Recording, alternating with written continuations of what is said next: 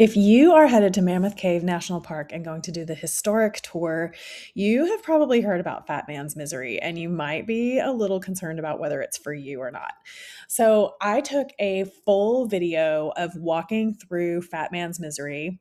This is the smallest part of this historic tour. And it's definitely, you can see my daughter, she is 8, and the ranger was, I believe she said she was 5'2". So if that gives you any perspective. So it's a little slippery, and you can see it's thin. She's having to turn sideways to get through. My daughter's just kind of cruising through, no problem.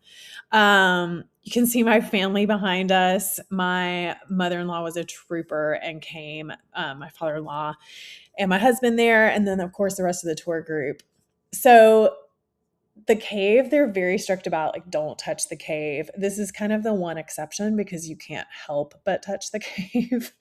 Getting through some of these trickier spots, they were great about pacing. You do have to kind of lean over. You can see my husband there.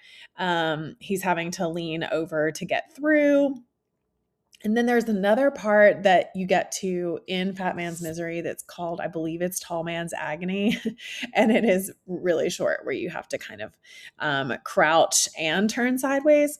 So if you're like crazy, crazy claustrophobic, this is probably not the best space for you to be in, because you also have to remember that you are very far underground. So there's kind of no getting out.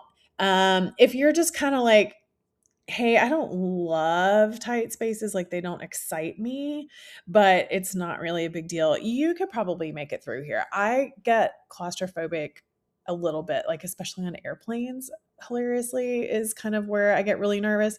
And I have no problem with Fat Man's Misery or Tall Man's Agony. Like, this is actually kind of fun to me, and I kind of just scoot right through. So at no point do you have to get on your hands and knees and crawl or anything like that.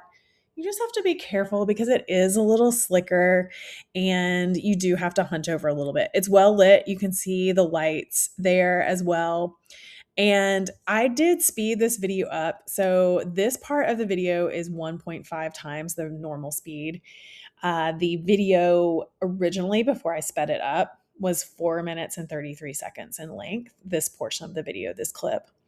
So that kind of tells you, probably, depending on how fast or slow the people in front of you are, probably takes anywhere from maybe 3 to 6 minutes to get through. There are some bathrooms here at the end. So that's kind of your payoff for getting through Fat Man's Misery. Obviously, watching a video is nothing like actually doing it yourself, but I hope that watching this video has maybe helped you make a little bit of an informed decision about whether you could do Fat Man's Misery. The other part of the tour that might be hard for some people is called the tower. It's at the very end, and it is so many stairs. So I can't remember exactly how many stairs you have to do. They tell you before you start the tour, but this is like 50% of the stairs are right here at the end, and it's literally just almost like a fire escape style ladder going straight up. So you can just kind of get a little bit of a glimpse of what that's like. So if you're anything like me, you want to know what you're getting into, and if you're headed to Mammoth Cave to do this tour, I hope that seeing Fat Man's Misery and the tower ahead of time have made you feel a little more comfortable. Thank you so much for watching. Would love it if you would like, subscribe, leave me a comment, ask me a question. I try to respond to everything pretty quickly, and I hope to see you out there on the road.